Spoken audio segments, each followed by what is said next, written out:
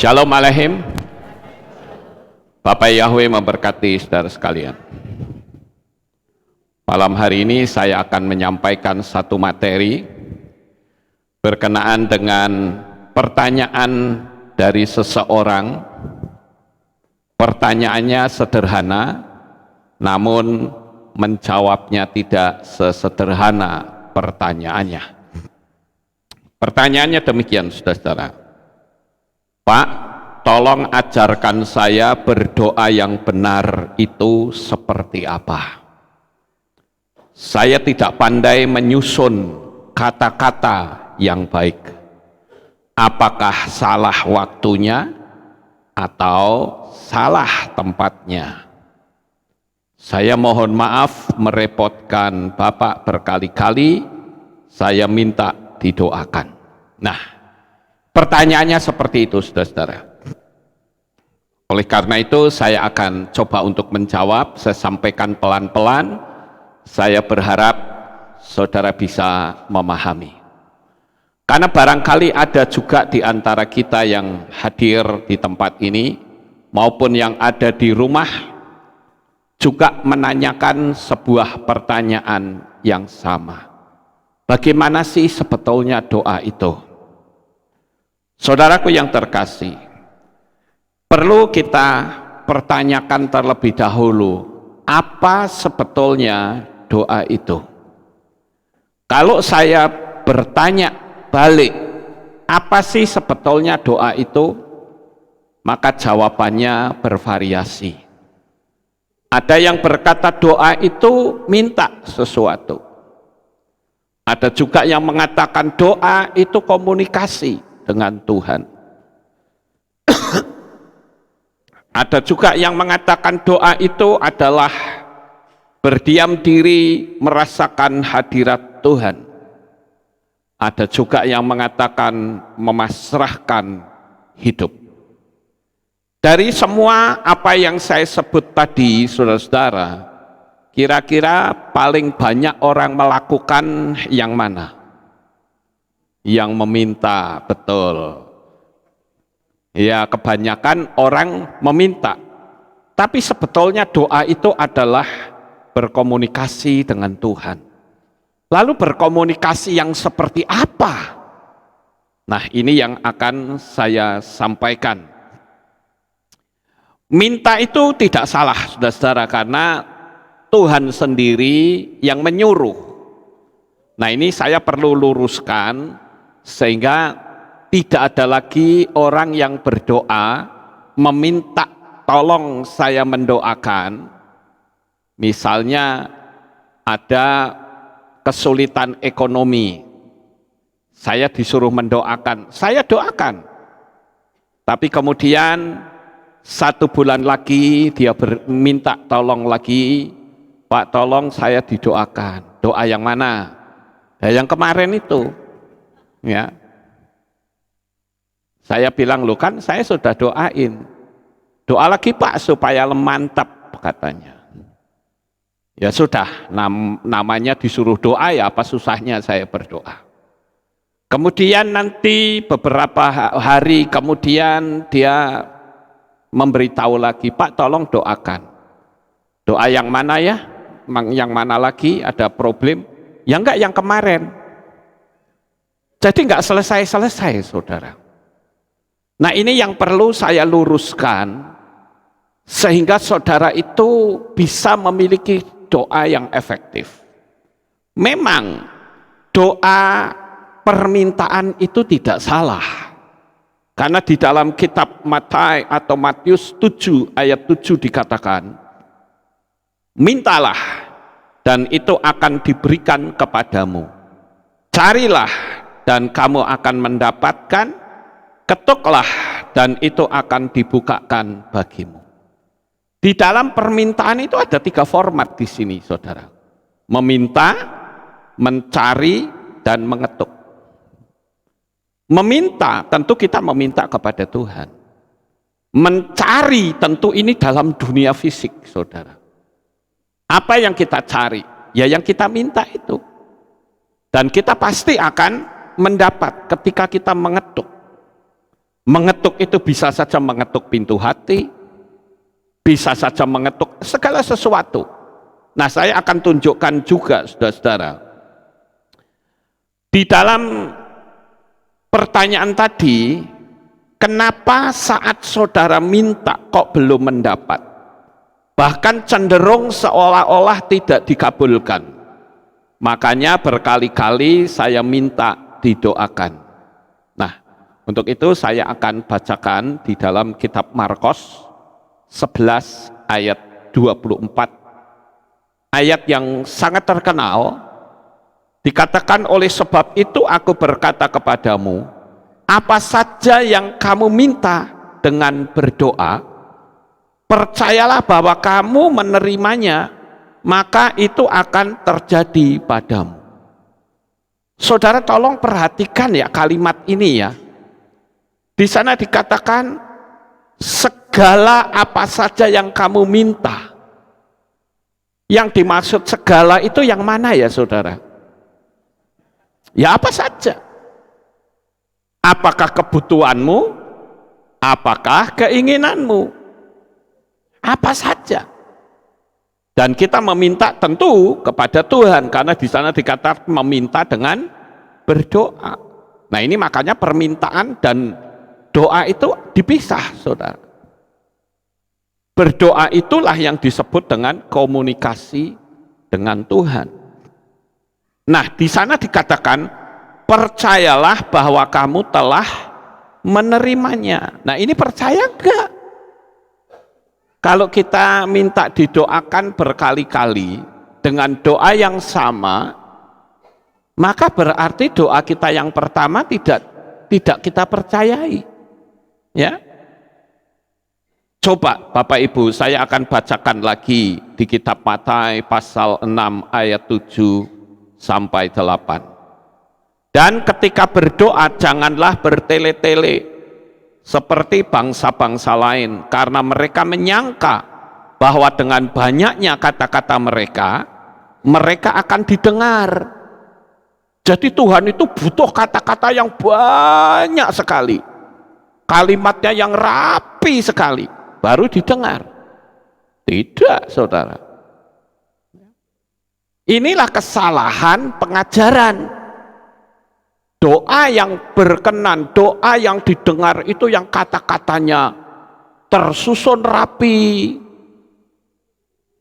yang kalimatnya panjang-panjang, itu yang didengar. Itu salah pengajaran. Ya, saudara. Nah, di ayat 8 dikatakan sebab itu janganlah menjadi sama dengan mereka, karena Bapamu mengetahui hal-hal yang kamu perlukan sebelum kamu meminta kepadanya. Artinya, kalau kita minta, itu memang perwujudan dari keinginan kita kepada Tuhan. Sebetulnya Tuhan sudah tahu atau belum? Sudah. Saya ambil satu contoh. Ketika Yesua berjalan di Yeriko, mau ke Yeriko atau keluar Yeriko, saya lupa. Di situ ada Bartimeus yang buta. Lalu Bartimeus itu teriak-teriak, Yesua putra Daud, kasihanilah aku. Yesua putra Daud, kasihanilah aku. Murid-murid Yesua menghardik, diam, guru sedang lewat, jangan berisik. Ternyata Bartimeus makin banter teriakannya, Yesua putra Daud, kasihanilah aku. Dan waktu itu Yesua ngomong sama murid-muridnya, coba kamu panggil orang itu ke sini. Lalu saudara, Yesua bertanya kepada Bartimeus, mau apa engkau daripadaku, hai Bartimeus?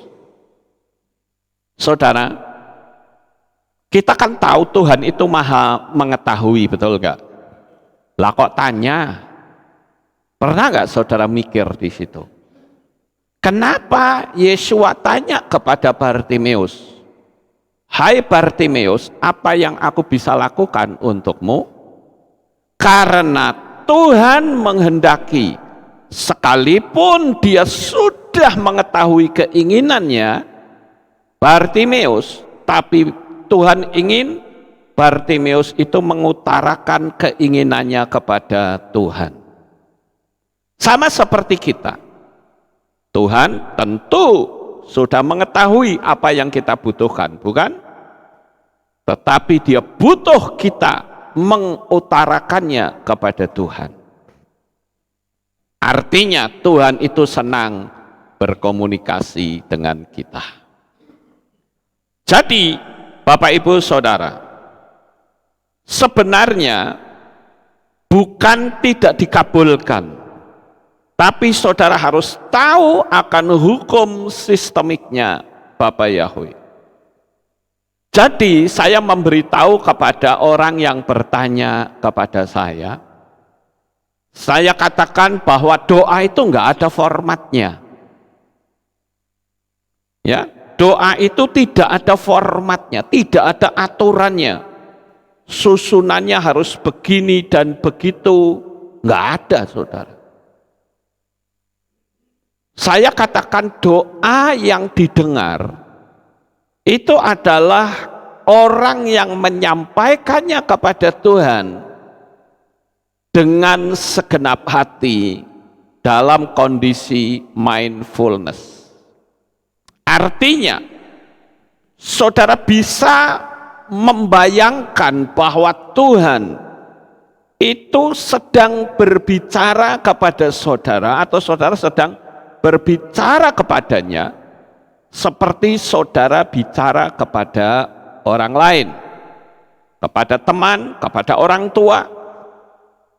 Artinya saudara harus meyakini sosok Tuhan itu bukan sebuah konsep, tetapi dia adalah suatu pribadi yang ngerti kita, pribadi yang paham dengan kita. Jadi Bapak Ibu yang terkasih, kita harus mengetahui bahwa Bapak Yahweh itu adalah Tuhan yang maha mendengar. Ini harus ada dalam diri kita. Dan Bapak Yahweh itu betul-betul ada, saudara. Saya kemarin sempat berdialog dengan seseorang.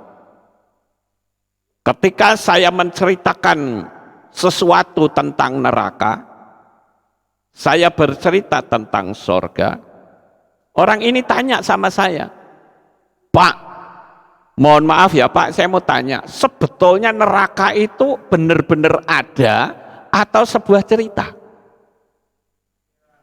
Saya tanya sama orang ini, Anda jadi Kristen sudah berapa lama? Oh, saya sejak dari kecil. Dalam hati saya, astaga, kok bisa tidak tahu tentang neraka, tidak tahu tentang surga? Lalu saya bertanya, loh kok bisa nggak ngerti neraka itu bagaimana? Ya sebab dari dulu saya tidak pernah diceritain adanya neraka dan surga. Oh iya? Ini sangat mengerikan, saudara. Lalu saya tanya, lah kalau begitu ke gereja itu ngapain? Yang didengar itu apa? Jadi Bapak Ibu yang terkasih, kita perlu memahami bahwa Tuhan itu betul-betul ada. Amin. Dia sosok pribadi pencipta alam jagat raya ini. Ini mesti ada dulu dalam diri kita, saudara. Selama kita hanya meyakini apa kata orang, oh jare Tuhan ki ono, katanya Tuhan itu ada, berarti saudara hanya berteori. Saudara tidak bisa mengakui dalam dirimu bahwa sebetulnya Tuhan itu betul-betul ada. Tuhan itu betul-betul nyata. Dia adalah sosok pribadi pencipta yang sangat menyayangi kita semua. Itu yang pertama. Dan yang kedua adalah sebuah pertanyaan kecil kecil kita pertanyakan, percayakah bahwa permintaan doamu itu didengar sama Tuhan? Loh, kalau saya mau tanya sama saudara, kira-kira kalau saudara berdoa Tuhan itu dengar atau tidak? Lah, kalau kita sudah punya format bahwa Tuhan itu mendengar, kenapa kita berdoanya minta terulang berkali-kali? Berarti kata mendengarnya itu masih dalam format teori.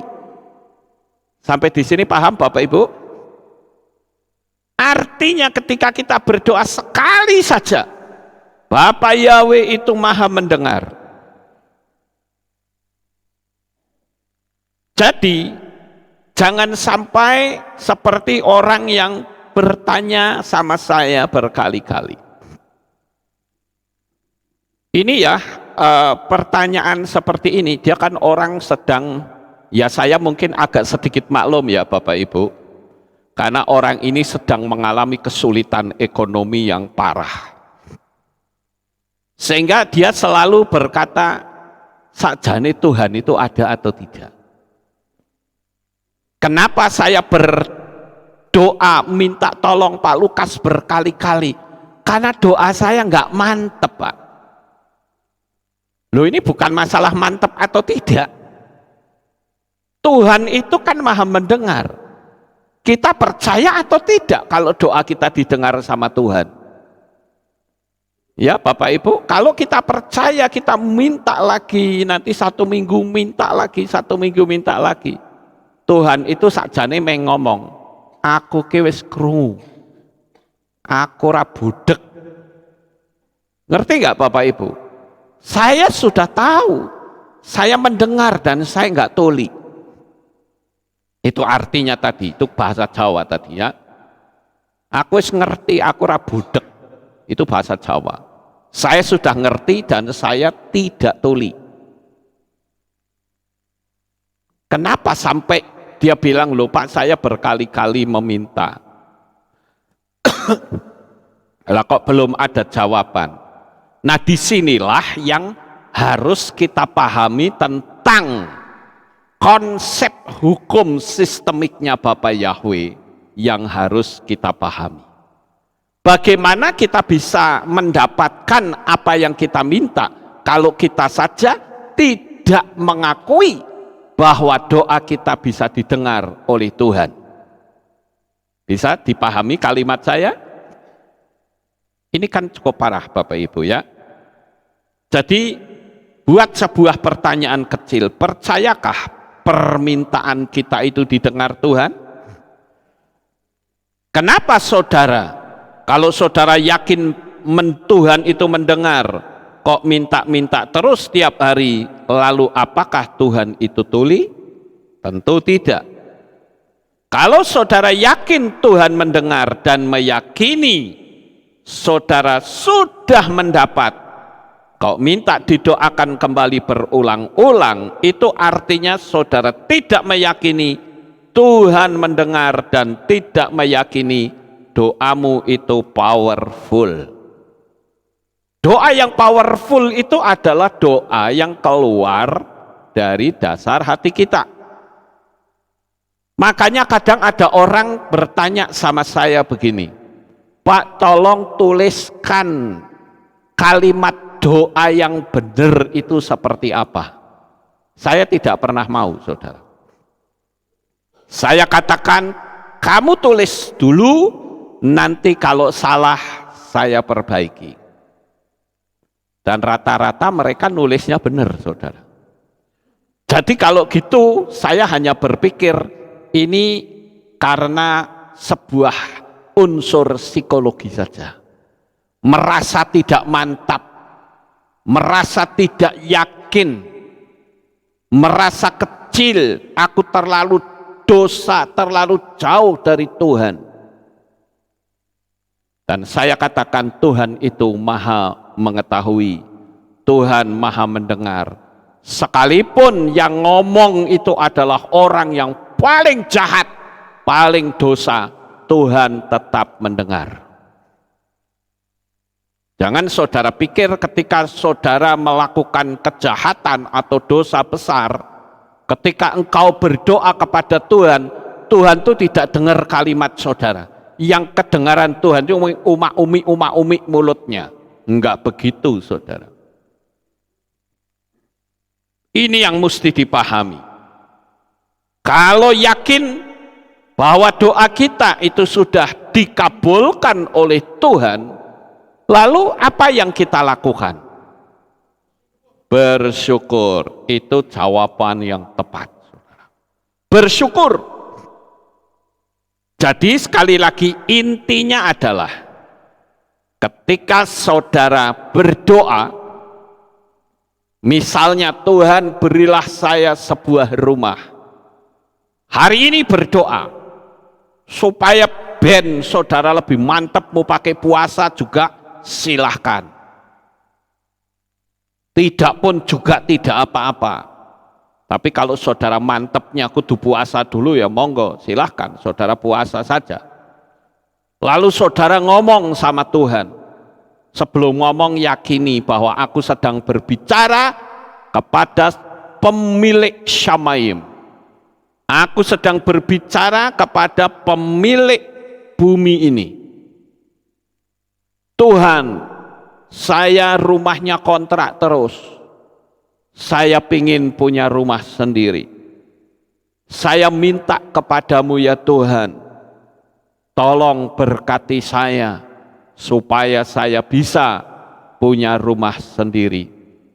Tuntunlah saya, bimbinglah saya dalam jalan hidup ini, supaya saya didekatkan untuk bisa meraih apa yang menjadi keinginan saya. Seperti itu Bapak Ibu doanya. Loh Pak, tapi kalimat saya tidak sebagus itu. Tuhan tidak butuh kalimat bagus. Yang Tuhan butuhkan kamu ngomong apa, itu saja. Apa yang kamu minta, ngomong gitu. Sampai di sini paham Bapak Ibu? Nah setelah hari ini berdoa minta, maka besoknya jangan minta lagi saudara, tapi bersyukur. Tuhan terima kasih apa yang saya minta kemarin sudah saya dapatkan, saya bersyukur. Loh kapan saudara mendapat? Ya saat saudara berdoa. Mendapatnya di mana? Ya di alam roh. Di alam yang tidak kelihatan mata. Saudara ketika bersyukur boleh ditambahi. Saudara bayangkan milik rumah sendiri, milik sendiri. Saudara bayangkan sedang nyapu-nyapu di situ. Saudara bayangkan sedang bersih-bersih. Tapi jangan lihat diri kita ya. Kayak nonton film itu salah. Jadi membayangkannya seolah-olah kita sedang melakukan seperti saya nih. Saya kan tidak bisa lihat diri saya sendiri, betul nggak Bapak Ibu? Yang saya lihat kameranya di mana? Ya di sini kameranya, bukan dari sono. Ngerti nggak? Kalau kameranya dari sono berarti sekujur tubuh saya kelihatan semua.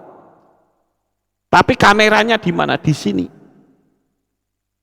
Jadi saya bisa lihat tangan saya sedang membersihkan rumah, saya sedang nyapu-nyapu, saya sedang menata ruangan yang indah rumah saya sendiri. Tapi bukan dilihat dari kamera, tapi saya melihat kameranya itu mata kita. Kira-kira saudara bisa paham? Ya, kita lanjut ya Bapak Ibu. Yesua itu berkata begini. Dan ketika berdoa janganlah bertele-tele. Bertele-tele itu yang seperti apa? Bertele-tele, kita lanjut ketemunya. Seperti bangsa-bangsa lain, karena mereka menyangka, mereka menduga bahwa dengan banyaknya kata-kata mereka, mereka akan didengar. Jadi Tuhan itu butuh kalimat yang panjang gitu kira-kira. Itu pengajaran yang salah, saudara. Makanya Yesua mengatakan nek doa itu enggak usah bertele-tele. Tapi juga kita berdoa bukan berarti kita berdoa lalu besok ngomong lagi, Tuhan saya minta tolong seperti ucapan kemarin. Nah itu keliru juga saudara. Nanti besoknya lagi doa lagi, Tuhan saya minta rumah, kalimatnya kayak kemarin Tuhan. Bukan itu. Besoknya yang perlu saudara lakukan adalah saya mensyukuri bahwa saya sudah punya rumah. Walaupun saudara akan diganggu dengan pikiran liar, saudara. Saya nyebutnya pikiran liar, tapi orang intelektual nyebutnya itu mindset. Nanti di pikiran ada yang ngomong gini, emang lu siapa? Kamu pingin punya rumah yang bener aja, gajimu piro? Kamu pingin punya rumah, sopo sing ngasih? Enak aja lo ngomong. Kalau saudara ada seperti itu bagaimana? Ada dua alternatif. Saudara diamkan atau saudara balik kata-katanya. Buat sebuah pertanyaan. Ketika si pikiran liar itu ngomong, emang lu dapat duit dari mana? Saudara nggak usah layanin. Saya kasih tahu, jangan pernah berdebat dengan pikiran liar, nggak akan menang, saudara. Semakin saudara mendebat, semakin ganas dia bicara. Apalagi kalau sampai nantang-nantang. Kalau aku mau seperti ini, kamu mau apa coba, ayo? Kamu pikir aku mau jatuh miskin terus?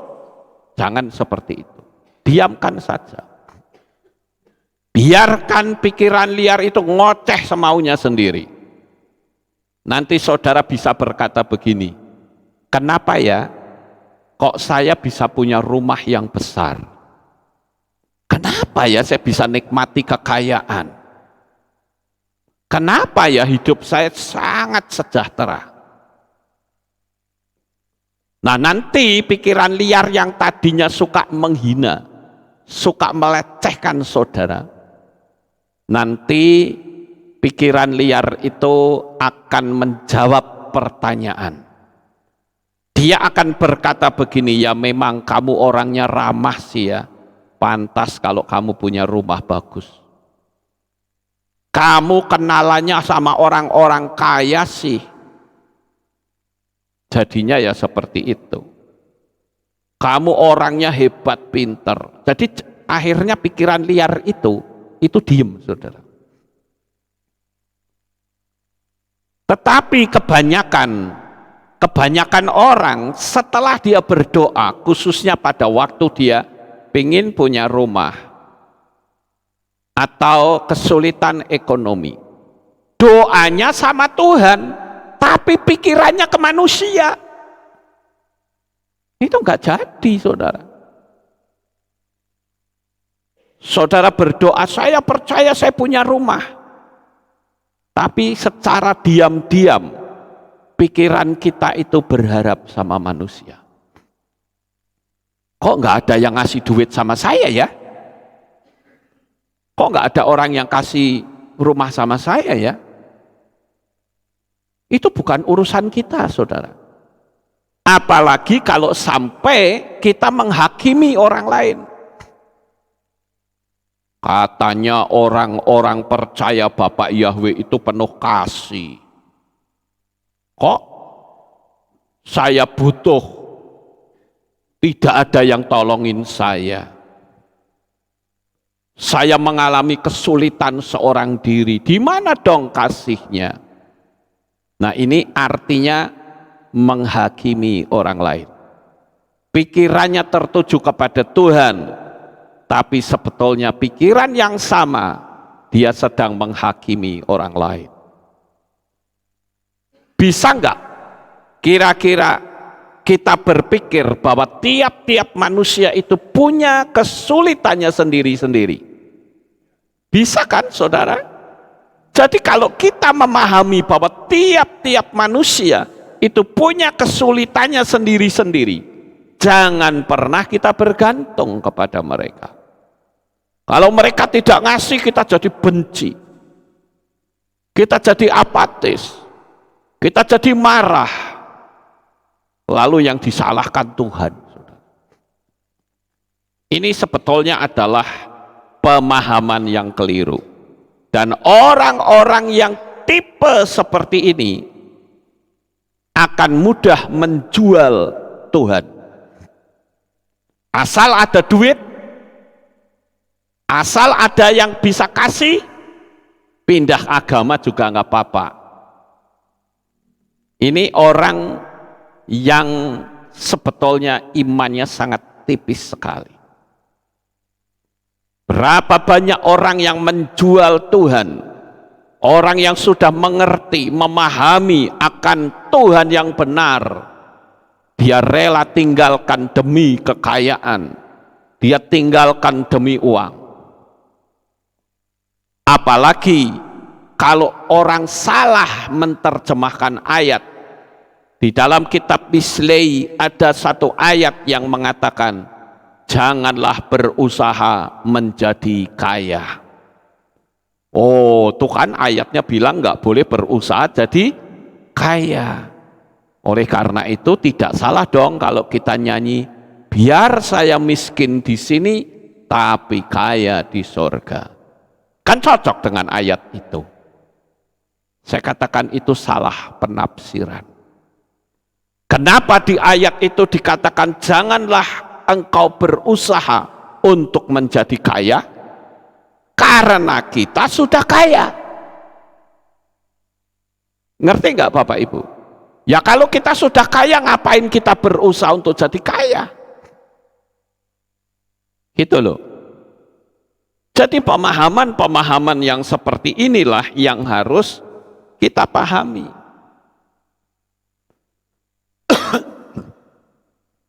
Kenapa? Karena dikatakan di ayat 8, sebab itu janganlah menjadi sama dengan mereka, karena Bapamu mengetahui hal-hal yang kamu perlukan sebelum kamu meminta kepadanya. Lawang belum minta saja Tuhan sudah tahu kok, apalagi kita minta. Lah nek kita minta lagi itu ibarat seperti saudara pergi ke warung, lalu di situ ada tulisan, hari ini bayar, besok gratis. Nah coba saudara datang besok, gratis atau bayar? Bayar. 10 hari lagi saudara datang lagi, bayar atau gratis? Bayar. Mungkin saudara ngamuk, lu iki piye to Mbak? Kasih pengumuman hari ini bayar, besok gratis, saya datang lagi, bayar lagi. Ya si mbaknya kan ngomong, loh Mas, Anda datang ke sini itu kapan? Hari ini apa besok? Ya hari ini, ya itu bayar. Ngerti nggak Bapak Ibu? Akan selalu seperti itu, terulang-ulang terus. Seharusnya mujizatnya itu sudah kita dapatkan. Kita mundur, maju, nggak nyampe-nyampe. Syukuri saja, yakini. Terus bagaimana dengan nasihat Yesua? Akan hal ini seolah-olah terjadi kontroversi. Tadi kan saya berulang kali mengatakan, jangan kita berdoa bertele-tele. Yakini saja, setelah itu saudara akan mendapatkannya. Terus bagaimana dengan ayat yang tertulis di dalam kitab Lukas pasal 18 ayat 1 sampai 7? Di sana ada perumpamaan tentang hakim yang lalim, hakim yang tidak takut akan Tuhan. Nah, ayo saudara, saya ajak saudara untuk merenungkan hal ini supaya saudara punya pemahaman yang benar. Kita baca dulu ya ayatnya, Lukas 18 ayat 1 sampai 7. Dan dia pun mengatakan sebuah perumpamaan kepada mereka bahwa seharusnya lah senantiasa berdoa dan tidak menjadi jemu. Tak garisi kalimat berdoa dan tidak menjadi jemu. Sambil berkata, di sebuah kota ada seorang hakim yang tidak takut akan Elohim dan manusia tidak ia hormati. Dan di kota itu ada seorang janda, dan dia datang kepadanya dengan berkata, belalah aku dari lawanku. Tetapi untuk beberapa waktu ia tidak mau. Namun setelah itu ia berkata pada dirinya, sekalipun aku tidak takut akan Elohim dan manusia tidak aku hormati, pada akhirnya karena janda ini mendatangkan kesusahan bagiku, aku akan membelanya agar dia tidak mengganggu aku datang terus menerus. Dan Tuhan berkata, camkanlah hakim ketidakadilan itu mengatakan apa. Dan akankah Elohim sama sekali tidak melakukan pembelaan terhadap orang-orang pilihannya yang berseru kepadanya siang dan malam dan berpanjang sabar atas mereka? Sampai di sini pembacaan kitab suci kita. Kalau kita menerjemahkan ayat ini sepintas, saudara, maka yang kita lakukan adalah kita berdoa minta terus seperti janda ini. Saya berharap saudara akan mengubah pola pikir setelah saya menerangkan hal ini. Bapak Ibu Saudara yang terkasih, janda ini datang kepada hakim, tidak ditulis kalimatnya yang diulang-ulang, nggak ada saudara. Tetapi meyakini kalau dia datang, dia pasti mendapatkannya. Sekali lagi, Tuhan itu tidak tuli. Saya akan tunjukkan porsi gambaran dari perumpamaan ini. Di situ ada seorang janda, dan saya katakan janda ini adalah gambaran dari posisi manusia yang paling lemah pada zaman itu. Karena pada masa itu janda seringkali ditindas dan diperlakukan dengan tidak adil di hukum, saudara. Jadi itu gambaran dari si janda tadi. Artinya orang yang nggak dianggap, orang yang mengalami penindasan. Dan hakim itu tentu namanya juga hakim, ngerti kebenaran. Dan dialah yang memutuskan perkara.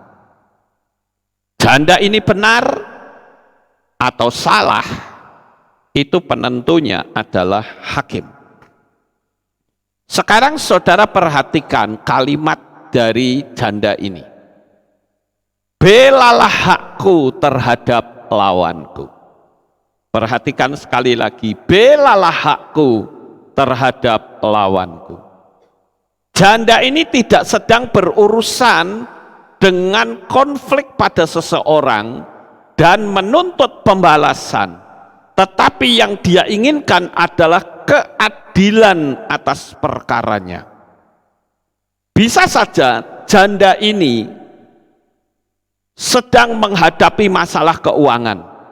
Pertanyaannya, lawannya itu menahan hak yang seharusnya menjadi miliknya. Dia butuh keadilan dan kebenaran. Pertama, ditolak. Janda ini selalu datang pada hakim sehingga hakim itu membenarkan janda tersebut. Nah, sekarang perhatikan saudara. Mungkinkah jika janda itu tidak benar kok dibenarkan oleh hakim? Mungkin nggak kira-kira? Tidak mungkin, saudara. Kalau janda itu tidak benar, mau datang tiap hari seperti apapun, hakim tidak akan membenarkan. Karena hakim itu tahu kebenaran. Tetapi di sini hakim itu akhirnya membenarkan. Jelas yang menjadi masalah di sini bukan janda ini hidup dalam kesalahan, tetapi dia ada dalam kebenaran, tetapi haknya tidak dia dapat. Sama seperti kita. Bukankah kita ini anak-anaknya Bapa Yahweh? Bukankah kita ini sudah dibeli dan harganya sudah tunai dibayar? Tetapi kenapa seolah-olah kita itu tidak mendapatkan hak yang seharusnya kita terima? Kira-kira saudara paham nggak? Berarti kan ada sesuatu yang tidak beres, yang harus diselesaikan, sehingga posisi kita itu bisa seperti janda tersebut yang tadinya diabaikan oleh hakim, sekarang dibenarkan. Sekali lagi saya katakan, hakim tidak mungkin membenarkan orang yang hidup tidak benar. Yang dikatakan dalam cerita perumpamaan ini, hakim itu tidak takut akan Tuhan. Hakim itu juga tidak peduli dengan manusia. Saya bisa mengatakan hakim ini menjadi simbol dari sistemiknya Bapa Yahweh. Kenapa ada sumbatan yang membuat seolah-olah janda ini mengalami perkara yang berat, haknya tidak dia dapatkan? Nah, Bapak Ibu Saudara, jadi yang jadi masalah di sini adalah karena hakimnya sombong, apalagi terhadap janda yang tidak bisa ngasih apa-apa. Jadi kalau ini saya katakan ini adalah kesalahan dalam sistem, yaitu hakimnya ini tidak berada dalam kebenaran tetapi semau gue, seolah-olah janda itu diabaikan, saudara. Tetapi akhirnya hakim itu mengubah respon, yaitu membenarkannya. Pertanyaannya adalah, pesan apakah yang kita bisa dapatkan dari perumpamaan ini? Pesannya adalah kegigihan, ketekunan seseorang akan membuahkan hasil. Pesan dari perumpamaan ini adalah ketekunan dan kegigihan, meyakini bahwa apa yang dia ajukan kepada hakim pasti berhasil. Sekarang pertanyaannya adalah, ketika saudara sudah berdoa, apakah saudara yakin, apakah saudara tekun meyakini bahwa apa yang saudara minta itu pasti mendapatkannya? Disinilah letak permasalahannya, saudara-saudara. Kita butuh pertolongan, tetapi kita tidak tekun. Pemahaman yang salah akan menghasilkan pengertian yang salah dan tindakan yang salah pula. Kenapa saya katakan ini bicara masalah ketekunan? Di dalam teks berbahasa Ibrani saya bacakan demikian. Wegam masyal diber alaihem lehit palel tamit welo lehit rapot. Nah, di situ perhatikan kata lo lehit rapot, yang artinya tidak menjadi lelah. Di dalam teks bahasa Inggris dikatakan not to be weary, enggak lelah, enggak capek. Inilah yang disebut dengan ketekunan. Ketika saudara meyakini sesuatu, saudara percaya doa saudara didengar. Ingat, kita hidup di lorong waktu. Kadangkala kita ketika hidup di lorong waktu, alam semesta itu sedang menggiring kita untuk meraih mujizat. Tetapi kalau kita tidak tekun, maka apa yang kita harus dapatkan, kita tidak mendapatkan apa-apa. Kuncinya adalah tekun, meyakini sampai terjadi. Saya tunjukkan sebuah contoh, kasusnya Yusuf, saudara. Yusuf pada usia 17 tahun, dia meyakini bahwa dia akan menjadi seorang penguasa. Apakah keyakinan Yusuf ini pasti didengar oleh Tuhan? Pasti, saudara. Tapi sekarang bagaimana caranya supaya dia bisa menjadi bisa jadi penguasa? Yusuf pada waktu itu usianya 17 tahun. Mungkinkah dia jadi penguasa di Mesir? Tidak mungkin. Dia mau jadi penguasa di mana? Oleh karena itu Yusuf harus melewati lorong waktu dan dia harus tekun. Visi dan misinya seolah-olah dimatikan oleh keluarganya sendiri dengan dicemplung ke dalam sumur. Dan waktu itu bisa saja Yusuf berpikir, selesai sudah hidup saya. Saya masuk sumur, saya sudah tidak ada harapan. Kalau Yusuf berpikir seperti itu, maka baru langkah pertama dia sudah gagal. Artinya tidak tekun. Paham Bapak Ibu? Visi boleh besar dan izinkan alam semesta untuk menggiring, tapi kunci rahasianya adalah seperti janda itu. Harapannya untuk bisa mendapatkan apa yang menjadi haknya, dia tekun terus. Ingat, saya tadi membahasakan hakim itu adalah sistemiknya Bapak Yahweh. Jadi ketika Yusuf dicemplung ke sumur, lalu kakaknya bilang, jangan, kasihan, kita jual saja. Dijual. Secara hukum fisik, posisi Yusuf bukan naik tetapi semakin turun. Karena dia sekarang statusnya adalah budak belian.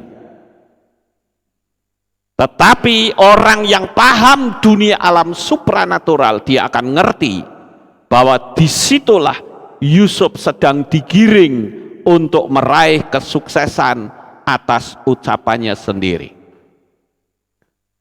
Kitab suci mengatakan Yusuf akhirnya dibeli oleh pejabat negara kerajaan Mesir, yaitu Potifar.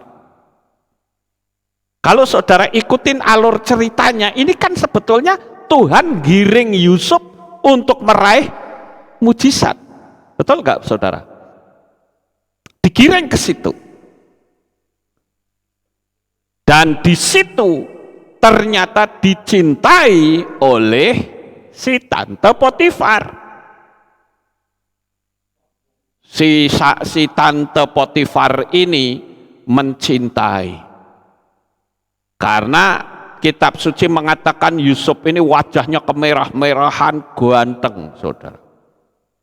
Sementara teman-temannya si tante Potifar itu kadang datang ke istana, sampai kalau saudara lihat di kitab Yasher, itu sampai kalau ngiris buah-buahan, sampai tangannya keiris.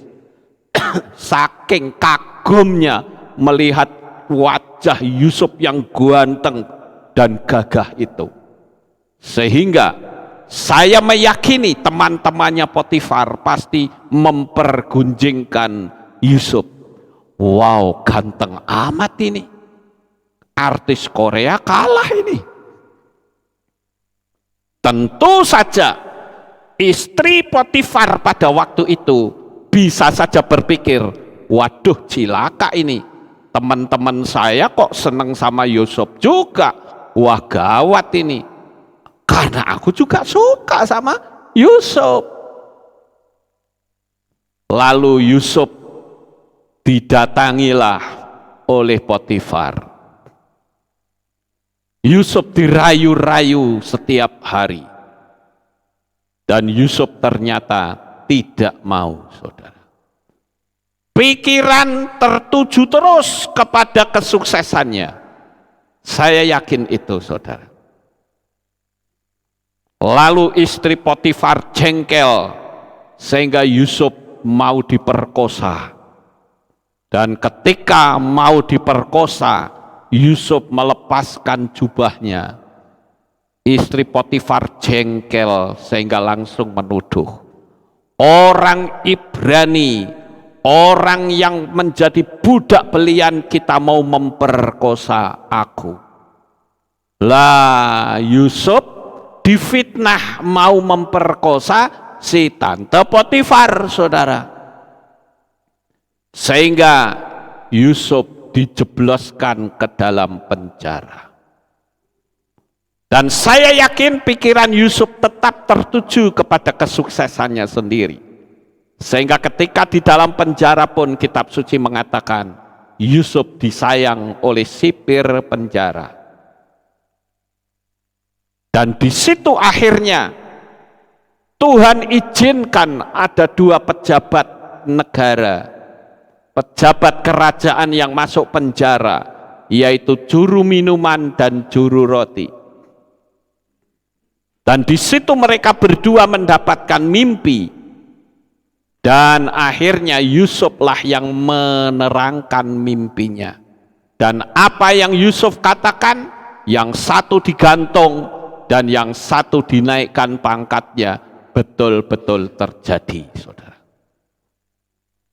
Ini alur ceritanya kalau kita lihat, itu bukan semakin turun, tapi semakin naik secara alam supranatural, mendekati ke Firaun, saudara. Karena apa? Kok Tuhan bisa kirim dua orang pejabat negara? Yusuf bisa saja dengan kekuatan sendiri dia katakan, oke, aku mau sama kamu, tante Potifar, aku mau. Tapi suamimu bunuh dulu ya. Kira-kira kalau Yusuf ngomong gitu, istri Potifar bunuh suami enggak?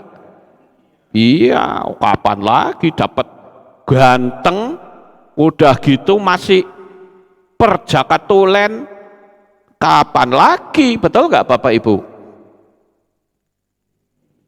Tapi di sini kita melihat Yusuf tetap konsisten. Dia dipenjara tetapi disertai oleh Tuhan. Dan akhirnya Firaun mendapat mimpi, dan orang yang dinaikkan pangkatnya itu dia cerita kepada Firaun bahwa ketika aku di dalam penjara, aku ada seorang pemuda ganteng yang pintar menafsirkan mimpi. Sehingga Yusuf dipanggil, disuruh menafsirkan mimpinya, mimpi Firaun. Dan akhirnya yang terjadi, Yusuf diangkat. Kalau saya ikutin alur ceritanya ini luar biasa loh saudara. Kenapa? Karena Yusuf harus melewati lorong waktu. Dan itu bicara ketekunan. Janda tadi itu tekun menghampiri hakim tadi. Yusuf juga tekun meyakini bahwa visi dan impiannya itu pasti terwujud. Beda dengan kita, bukan? Ketika kita sudah menghadapi kesulitan, langsung kita ngelokro dan ngutukin teman-temannya. Kok nggak tolongin saya? Katanya punya kasih. Artinya saudara sudah gagal, tidak tekun, saudara. Yang namanya orang tekun, dia akan terus memandang apapun resikonya. memandang Tuhan apapun resikonya. Seorang perempuan yang sakit pendarahan, dia tahu resikonya, saudara. Karena perempuan yang sakit pendarahan itu adalah kategori perempuan najis yang tidak boleh berdekatan dengan siapapun. Tetapi perempuan itu berani mendekati Yesua, bahkan berani memegang ujung jumbai jubahnya. Kalau dia tidak tekun melihat kerumunan orang banyak, dia pasti takut dan berkata, nek konangan aku iso mati dilemparin batu. Apalagi orang tahu kalau perempuan itu adalah perempuan yang terkenal pendarahan. 12 tahun bukan waktu yang pendek. Semua orang tahu. Tetapi dia tetap nekat. Itulah ketekunan, saudara. Hakim dan janda ini sebuah konsep yang terbalik sama sekali. Hakim itu menjadi penentu, dia orang intelektual, dia ngerti kebenaran, dan janda itu dia tahu bahwa haknya untuk mendapatkan, maka dia terus menghampiri hakim tersebut. Itu yang saya sebut meyakini bahwa hukum sistemiknya Bapak Yahweh itu ya dan amin. Dia tidak mundur. Sekalipun dia sudah ditolak oleh hakim. Waktu pertama kali kan ditolak, saudara. Jadi orang yang tekun itulah yang akan mendapatkan hasil dari apa yang menjadi visi dan impiannya. Saya mungkin menyebutnya dengan istilah wani gelundungane. Ya, wani gelundungannya. Berani nekat. Seperti waktu saya masuk ke Magelang. Wow. Saya kadang kalau sekarang merenung, saya berpikir gini, wih ternyata saya berani banget ya dulu ya. Nekat. Ya. Karena apa? Karena saya yakin dengan ketekunan Tuhan pasti angkat kehidupan kita. Kalau saudara tidak tekun, saudara mengarah kepada orang-orang di sekitar saudara. Katanya rohani, kok tidak tolongin saya? Anda sudah kemasukan energi negatif. Dan jika tidak dirubah, saudara tidak akan pernah mendapatkan visi dan impian. Ingat baik-baik itu, saudara. Dan saudara tentu akan mudah sekali menyangkal Tuhan jikalau ada orang yang tolongin saudara. Bisa saja bukan, di tengah-tengah kekalutan dan krisis ekonomi ada orang dari luar yang berkata, kamu butuh piro sih? Saya butuh sekitar 100 juta. Nggak usah 100 juta, tak kasih 500 juta. Ikut iman saya. Oke, saya ikut. Atau setidak-tidaknya saudara jadi goyang iman saudara. Tapi kalau saudara ngerti hukum sistemiknya Tuhan, orang yang datang kepada saudara memberikan pertolongan, itu tetap datangnya dari Bapa Yahweh. Cuman dia pakai siapa yang dia mau. Paham saudara? Jadi diiming-imingi seperti apa, saudara tidak akan tergoyahkan iman saudara. Itu yang namanya ketekunan. Dan janda itu tekun, saudara. Sampai di sini paham? Mungkin penerangan saya agak berbeda ya dengan pendeta-pendeta lain, tapi inilah prinsip saya. Ya. Nah, Bapak Ibu yang terkasih, tadi saya katakan di dalam teks berbahasa Ibrani dikatakan lehit rapot, yang artinya tidak menjadi lelah. Lo lehit rapot, yang artinya tidak menjadi lelah atau not to be weary. Perhatikan kata lelah. Lelah berarti tidak adanya energi dalam diri kita. Kalau saudara meminta sesuatu, harus yakin. Pengulangan permintaan akan menghambat datangnya mujizat.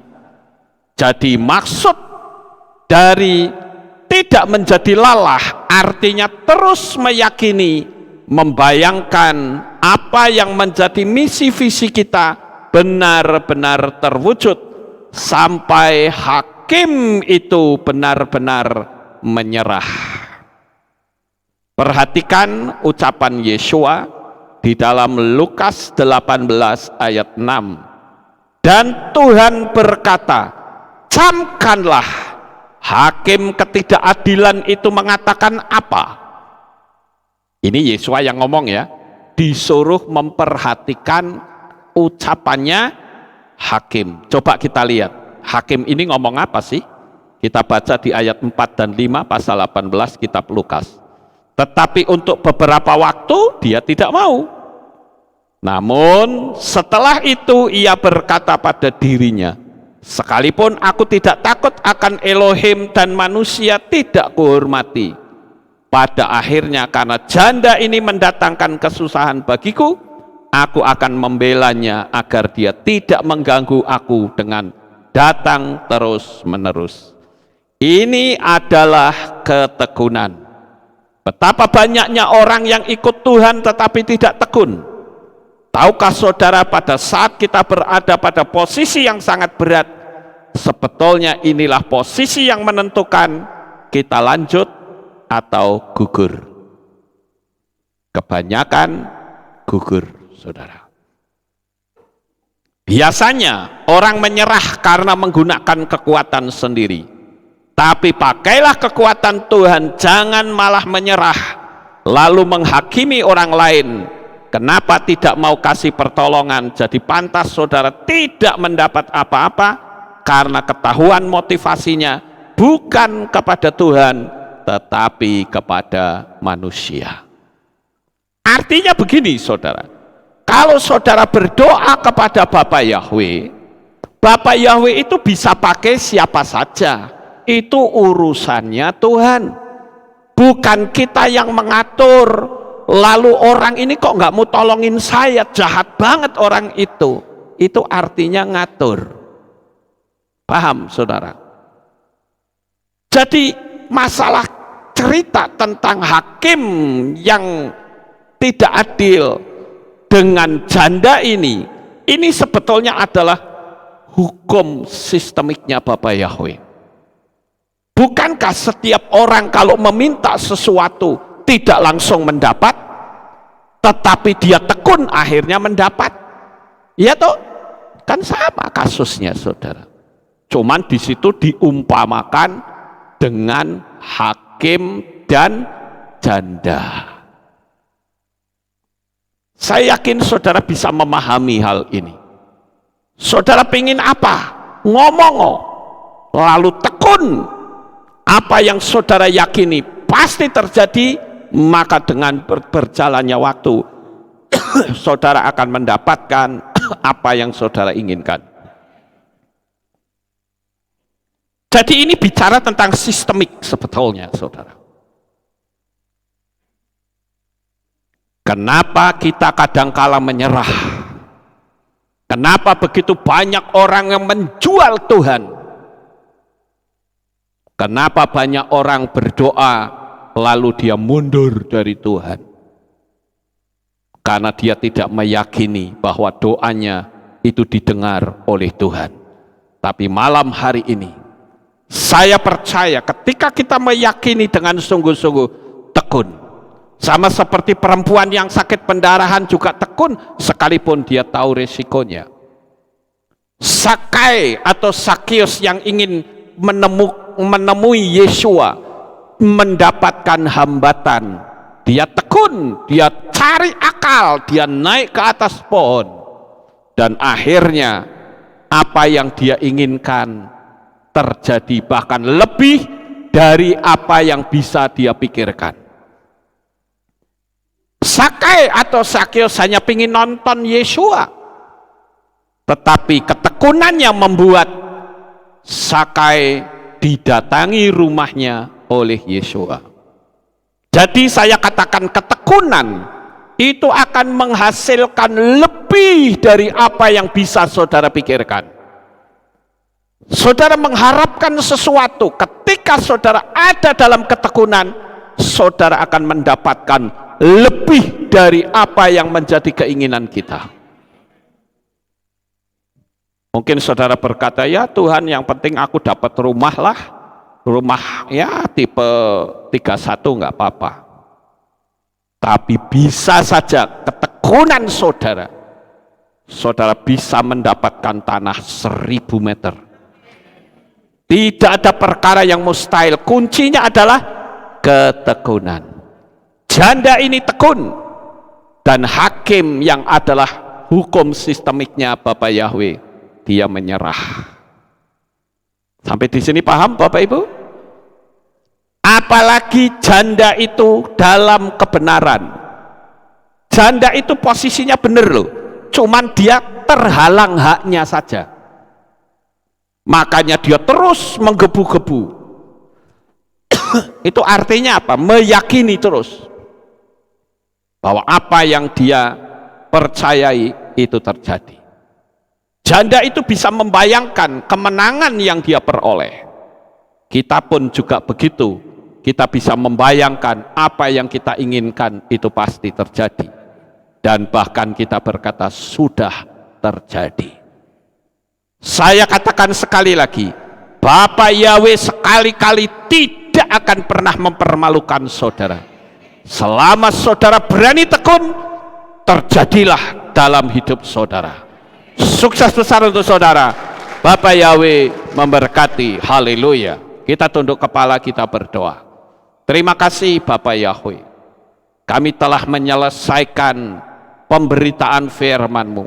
Biarlah anak-anak-Mu memiliki pemahaman yang penuh, sehingga ketika mereka berdoa, mereka bisa mendapatkan apa yang mereka inginkan. Terima kasih Bapak Yahweh.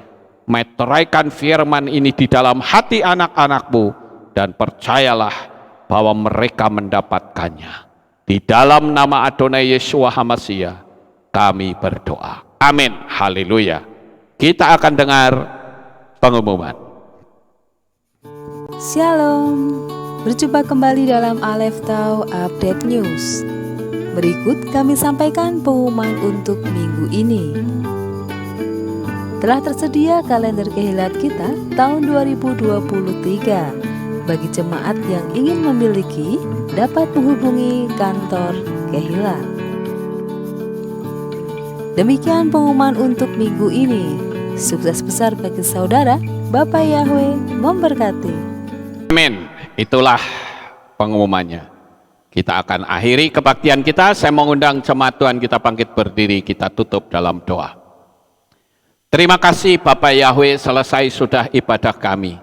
Dari awal pertengahan sampai pada akhirnya. Sebentar lagi anak-anak-Mu akan kembali pulang ke rumah mereka masing-masing. Jaga, lindungi, peliharakan mereka sampai di rumah dengan selamat. Pertemukan kembali pada jam-jam ibadah mendatang di dalam ikatan tali kasih-Mu. Terima kasih ya Tuhan, inilah doa syukur yang kami naikkan. Di dalam nama Adonai Yeshua HaMashiach kami sudah berdoa. Mari kita angkat tangan kita akan terima berkat Kohanim. Haleluya. Yevarecheka Yahweh wa yismereka.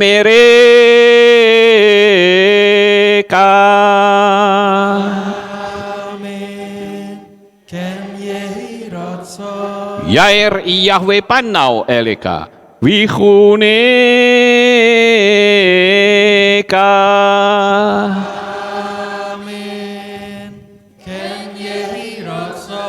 Yesa Yahweh panau eleka wa yashem lecha shalom.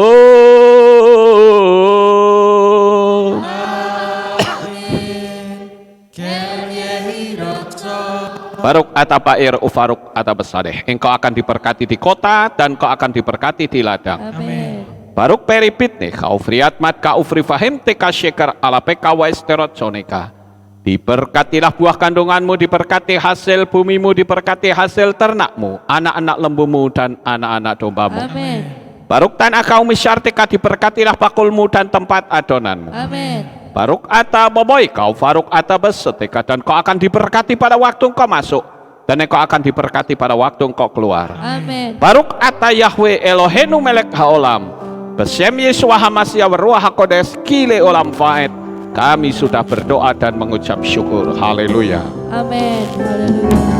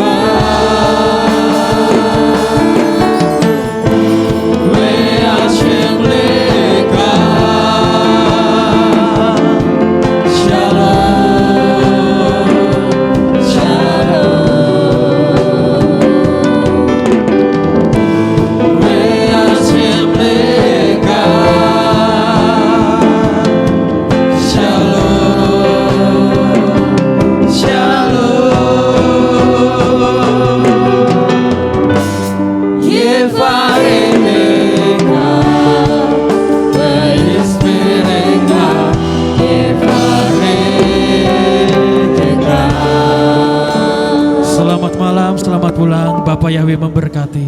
Amin. Haleluya.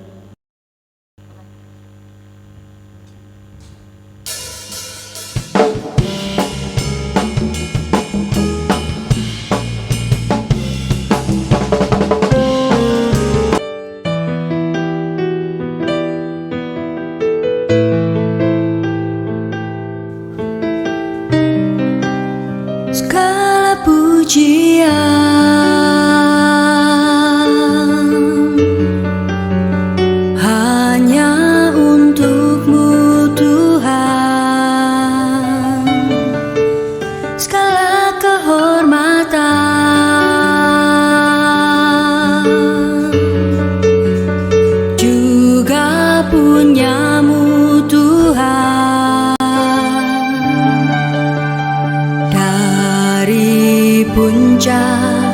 puncak tertinggi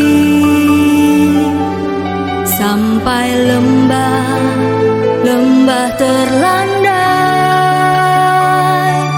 semua karya kasih cintamu, sujud menyembah Sang Maha Pencipta.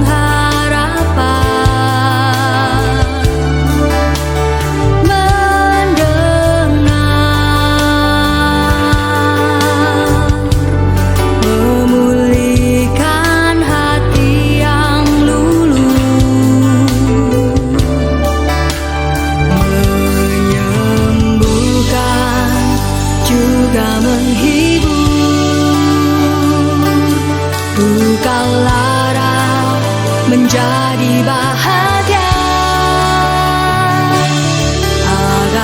semua diberkatinya, sebab kita kesayangan